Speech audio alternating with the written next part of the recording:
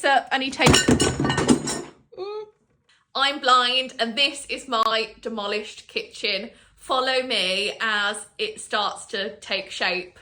So, at the moment, we're in a bit of a predicament from an accessibility standpoint because I don't really have a base.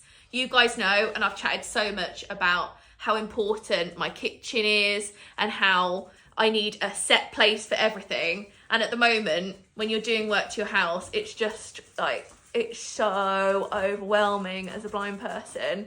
We're getting the floor done and levelled, so all this concrete tomorrow is being like jackhammered out because we need like a damp-proof gauze. Oh, it's just a whole thing. And the floor not being level, number one, is like really like making me feel a bit on edge. The dogs are playing. Dogs will play anywhere. One of the things as well is when I walk over here, I know that it's like different levels. So I just like, I tread like this everywhere. Don't I, Mom? You do. It's a long walk at the moment to wash up because we took out the kitchen sink. Ollie has been washing up for us, bless him, because I don't want to negotiate all of this. It's a bit scary. So over here is my slightly more functional space, if we can call it that. So I only stay where the wood floor is. You can like feel the different texture. So I'm over here, I've put the rug. There's some semblance of normality. So let me try and find the caddy for you guys. Yeah, so behind the chopping board, I just pick this up and then I go, Ollie, could you take this to the sink for me? And we put all of our like dirty bits in there. It's a start. It's not true independence. Usually I do the washing up, but I mean, who can blame me in this chaos?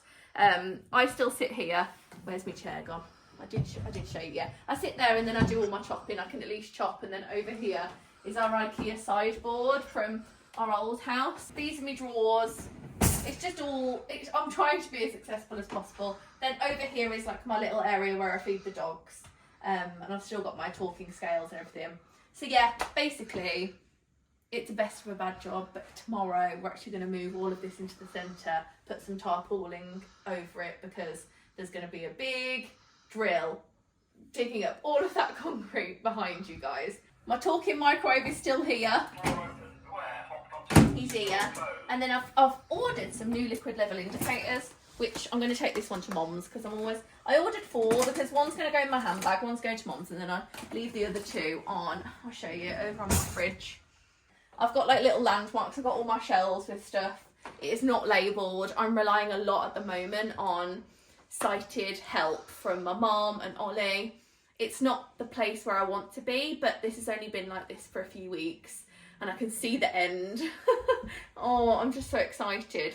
My kitchen is being fitted like early June. So I only have to stay like this for a good few weeks. And I've got my tea. I can make my tea in the morning. I can cook stuff in the microwave. I can use Seeing AI and Be My Eyes all on my shelves. I can at least get in my fridge.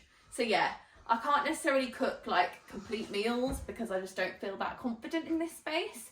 But I can like do breakfast and lunch, and then my mom and Ollie's mom have been amazing at feeding us as well. So yeah, isn't that what everyone does when they've got demolishing happening? So yeah, this is part 1. Come back for part 2 and I'll show you the next stage of the building.